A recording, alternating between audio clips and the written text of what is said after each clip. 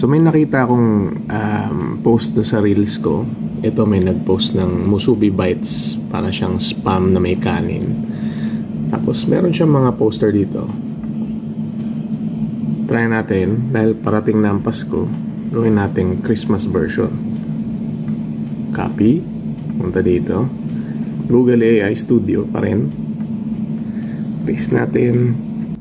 So ang prompt natin, make a Christmas version of this advertisement. Use festive colors and designs. Tingnan natin kung anong gagawin niya.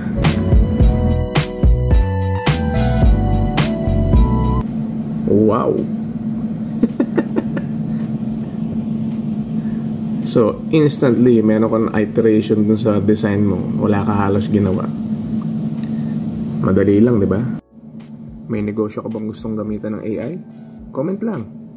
Easy AI Pinoy. Para sa'yo to, ka-AI.